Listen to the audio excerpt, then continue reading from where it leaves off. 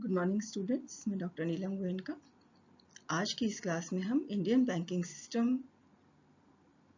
Paper के अंतर्गत development of commercial banking in India since 1969 इस शीर्षक के अंतर्गत हम बैंक क्रेडिट के बारे में चर्चा करेंगे। इसी शीर्षक में हमने पिछली दो क्लासेस में यानी कि पार्ट 1 एवं पार्ट 2 के अंतर्गत क्रमशः बैंक शाखा विस्तार और बैंकों के द्वारा जमा राशि संग्रहण के बारे में हमने अध्ययन किया था। और आज की इस क्लास में हम अब अपने इस तीसरे भाग में बैंक शाखा के क्षेत्र में हुई प्रगति की समीक्षा करेंगे। आज का हमारा टॉपिक है growth of bank credit after bank nationalisation, यानी कि भारत में बैंकों के राष्ट्रीयकरण के बाद बैंक शाखा का विस्तार। वाणिज्य बैंकों के सभी कार्यों में बैंक कोषों का परिनियोजन अर्थात डिप्लॉयमेंट निश्चित रूप से सबसे अधिक महत्वपूर्ण कार्य है। वास्तव में यह बैंक की आय का प्रमुख स्रोत है।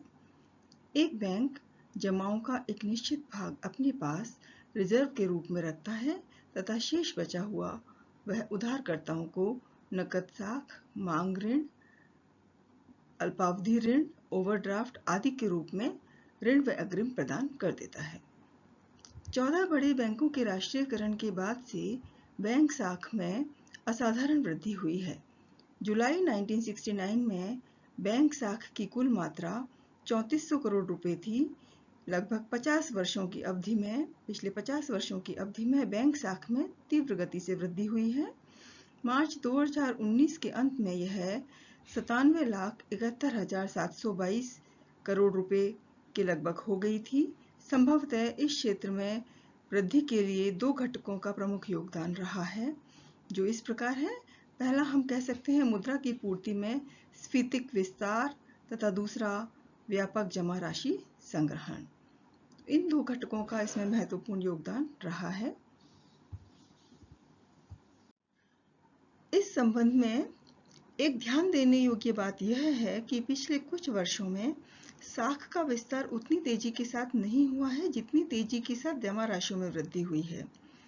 यह इस बात से स्पष्ट है कि शाखा जमा राशि अनुपात जो मार्च 1976 में 80.8% था, वो मार्च 2012 में 78.6% रह गया और घटकर मार्च 2019 में यह शाखा जमा राशि अनुपात लगभग 77% रह गया। तो जमा राशियों की तुलना में यद्यपि शाखा में कम वृद्धि हुई है, लेकिन इसके बावजूद बैंक जमा राशियों में एक अभूतपूर्व वृद्धि देखने को मिलती है। बैंक शाखा के क्षेत्र में सेक्टोरल अलोकेशन यानी कि क्षेत्रीय आवंटन का एक महत्वपूर्ण स्थान है, इसलिए अब हम इसको सेक्टोरल अलोकेशन की दृष्टि से अध्ययन करेंगे। Sectoral allocation of bank credit since 1969, यानी कि 1969 के बाद से भारत में बैंक शाखा का क्षेत्रवार आवंटन। भारत में बैंक शाखा के क्षेत्र में वृद्धि के साथ साथ यह जानना बहुत आवश्यक है कि उसके क्षेत्रवार आवंटन की स्थिति क्या रही है। आज बैंक शाखा के क्षेत्रवार आवंटन की स्थिति देश में योजना काल के प्रारंभ की स्थिति से गुणात्मक रूप से बहुत भिन्न है। 1951 में बैंक शाखा का 36 व 34% हिस्सा क्रमशः वाणिज्य व उद्योग क्षेत्र को प्राप्त था। वाणिज्य बैंकों की शाखा योजना में कृषि का कोई स्थान नहीं था। आर्थिक नियोजन की प्रगति के साथ साथ तथा औद्योगिकरण पर अत्यधिक जोर दिए जाने के कारण इस स्थिति में थोड़ा परिवर्तन आया। मार्च 1968 में बड़े व मध्यम आकार के उद्योगों का कुल बैंक शाखा में हिस्सा 60.6% हो गया था तथा वाणिज्य का स्थान कंपैरेटिवली कम महत्वपूर्ण हो गया था। कृषि का भी हिस्सा कुल बैंक शाखा में मात्र 2.2% ही रहा। वाणिज्य बैंकों के शाखा के लिए कृषि के अस्वीकरण जिसको बोलते हैं रिजेक्शन ऑफ एग्रीकल्चर, यानी कि शाखा की दृष्टि से वो एग्रीकल्चर को रिजेक्ट करके चलते थे। इस भाव के लिए संभवतः गोरवाला समिति की इस संदर्भ में बताई गई क्षेत्रवार स्थिति उत्तरदायी रही थी। गोरवाला समिति ने अपनी सर्वे रिपोर्ट जिसका नाम था all India rural credit survey report, अखिल भारतीय ग्रामीण शाखा सर्वेक्षण रिपोर्ट, इसमें बहुत जोर देकर कहा कि ग्रामीण साख की एकीकृत योजना में एक एजेंसी के रूप में वाणिज्य बैंकों का शामिल होने से इनकार कर देना न्यायसंगत कहा जा सकता है। बैंकों के राष्ट्रीयकरण के पश्चात सार्वजनिक क्षेत्र के बैंकों की साख नीति में अत्यधिक परिवर्तन आया तथा तुलनात्मक छोटे निजी बैंकों के पास भी उनका अनुकरण करने के अतिरिक्त कोई रास्ता नहीं बचा। नवीन नीति में प्राथमिकता क्षेत्रों, जिसमें कि कृषि, छोटे उद्योग ये भी शामिल थे, को साख प्रदान करने पर विशेष जोर दिया गया। इसके परिणाम स्वरूप समय के साथ साथ अन्य क्षेत्रों का बैंक साख में हिस्सा कम होता चला गया। मार्च 2019 में उद्योगों का बैंक साख में हिस्सा 32.3% था, कृषि का हिस्सा 13.6% रहा और व्यापार का कुल गैर खाद्य साख में लगभग 9.6% हिस्सा रहा। अब हम देखते हैं bank credit to the priority sector, यानी कि प्राथमिकता क्षेत्र को बैंक साख की स्थिति क्या रही। बैंकों के राष्ट्रीयकरण के प्रमुख उद्देश्यों में से एक था अर्थव्यवस्था के अभी तक उपेक्षित रहे क्षेत्रों के उधारकर्ताओं के लिए साख सुविधाओं का विस्तार करना। इस उद्देश्य को प्राप्त करने के लिए बैंकों ने प्राथमिकता क्षेत्रों जैसे कृषि, लघु आकार के उद्योगों, सड़क व जल परिवहन, खुदरा व्यापार तथा छोटे व्यवसायों आदि के छोटे उधारकर्ताओं को साख प्रदान करने के लिए अनेक योजनाएं बनाई। कमजोर वर्गों की विशिष्ट साख आवश्यकताओं को पूरा करने के उद्देश्य से उपभोग ऋण को भी प्राथमिकता क्षेत्र में सम्मिलित किया गया। इसी प्रकार अनुसूचित जाति एवं जनजाति तथा कमजोर वर्ग के लिए लघु गृह उद्योग ऋणों को भी प्राथमिकता दी गई। इसको भी प्राथमिकता क्षेत्र के ऋणों में सम्मिलित किया गया। सार्वजनिक क्षेत्र के बैंकों के द्वारा प्राथमिकता क्षेत्रों को प्रदान किए गए कुल बैंक ऋण की मात्रा जून 1969 में 441 करोड़ रुपए थी, जो बढ़कर मार्च 2019 में 22,86,393 करोड़ रुपए हो गई है। इसके परिणाम स्वरूप पब्लिक सेक्टर बैंक्स के द्वारा दी गई कुल साख में प्राथमिकता क्षेत्र का हिस्सा जून 1969 में 14.6% से बढ़कर मार्च 2019 में 41.89% हो गया है, 41.89% हो गया है। Now bank credit to agriculture, यानी कि कृषि के लिए बैंक साख की स्थिति किस प्रकार रही। बैंकों के राष्ट्रीयकरण के बाद से ही वाणिज्य बैंकों ने कृषकों तथा ग्रामीण क्षेत्रों की वित्तीय आवश्यकताओं की ओर विशेष ध्यान देना आरंभ कर दिया था। कृषि को दो प्रकार की साख दी जाती है, पहली है प्रत्यक्ष साख और दूसरा अप्रत्यक्ष साख, direct credit and indirect credit. राष्ट्रीयकरण के बाद से ही कृषि को दिए जाने वाले ऋणों में अत्यधिक वृद्धि हुई है, साथ ही इस क्षेत्र को दिए गए कुल बकाया ऋणों में भी वृद्धि हुई है। मार्च 2019 के अंत में कृषि को दिए गए कुल ऋण 15,29,568.85 करोड़ रुपए के थे। कुल बैंक ऋणों में कृषि ऋणों का भाग 1968 में 2.2% था, जो कि मार्च 2019 में बढ़कर 17.54% हो गया।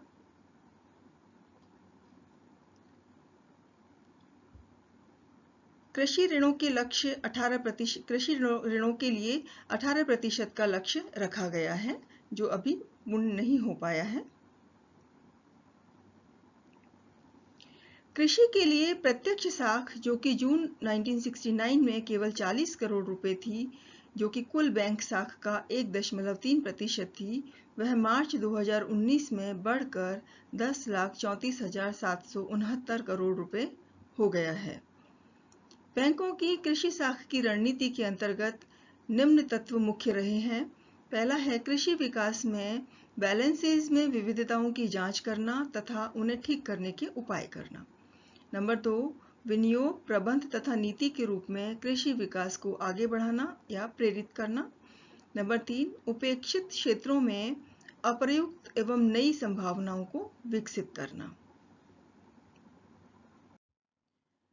अब हम देखेंगे bank credit to small scale industries की स्थिति क्या रही, लघु उद्योगों के लिए बैंक साख की स्थिति की समीक्षा। सरकार के द्वारा लघु स्तरीय उद्योगों को भी अर्थव्यवस्था के एक महत्वपूर्ण उत्पादक क्षेत्र के रूप में माना गया तथा वाणिज्य बैंकों के द्वारा उन्हें विशेष वित्तीय सहायता की आवश्यकता को समझा गया। उपरोक्त बिंदु को ध्यान में रखकर 1969 में बैंकों के राष्ट्रीयकरण के बाद से ही बैंकों के द्वारा इस क्षेत्र को अनेक प्रकार की सुविधाएं एवं रियायतें उपलब्ध करवाई गई हैं। बैंक ऋणों की दृष्टि से इसे भी अब प्राथमिकता क्षेत्र में ही माना गया। लघु उद्योगों को रियायती ब्याज की दरों पर अल्पावधि एवं सावधि ऋण प्रदान किए जाते हैं। साथ ही लघु उद्योगों को दिए जाने वाले ऋणों में वृद्धि भी बहुत अधिक हुई है। ये जून 1969 में 251 करोड़ रुपए थे, जो कि कुल बैंक साख का 8.3% थे, जो कि बढ़कर मार्च 2019 में 15,89,89.94 करोड़ रुपए हो गए हैं और ये कुल बैंक साख का 18.23% हो गए हैं।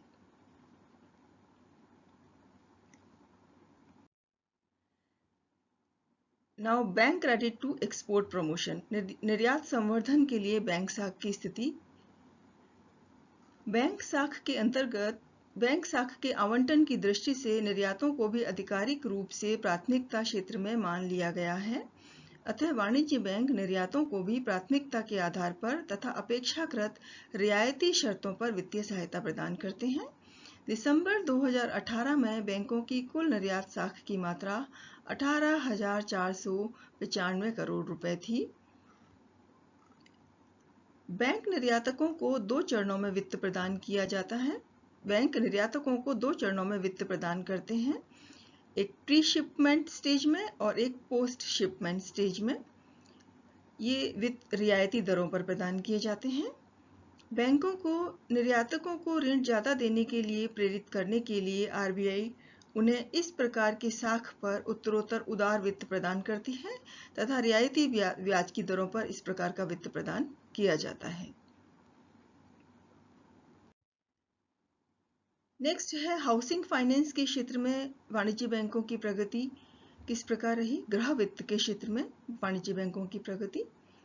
गृह ऋण भी एक अन्य प्राथमिकता क्षेत्र है तथा इस क्षेत्र में भी बैंक महत्वपूर्ण भूमिका निभाते हैं। इस क्षेत्र में वाणिज्य बैंकों के लिए न्यूनतम आवंटन की नीति को अपनाया गया है। अनुसूचित वाणिज्य बैंकों को उनकी वृद्धिमान जमाओं का 1.5% गृह ऋण के क्षेत्र में देने का सुझाव दिया गया था।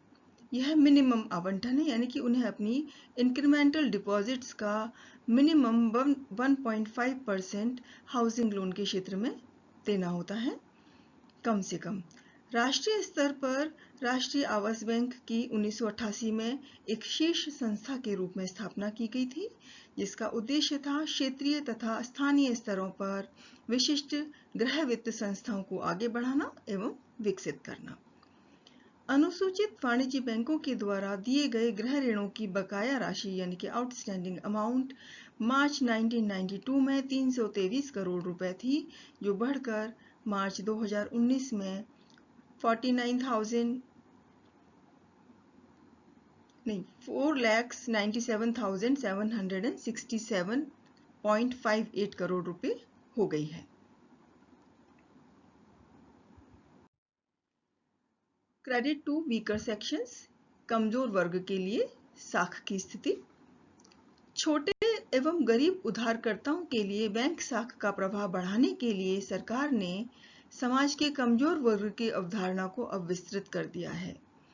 अब कमजोर वर्ग के अंतर्गत छोटे व सीमांत कृषक, भूमिहीन मजदूर, काश्तकार, किसान यानी कि टेनेंट फार्मर्स, बटाईदार यानी कि शेयर क्रॉपर्स, कारीगर यानी कि आर्टिसंस, ग्रामीण व कुटीर उद्योग, इंटीग्रेटेड रूरल डेवलपमेंट प्रोग्राम के सभी लाभार्थी, अनुसूचित जाति एवं अनुसूचित जनजाति के लोग तथा differential rate of interest scheme के लाभार्थियों को भी इसमें सम्मिलित किया गया है।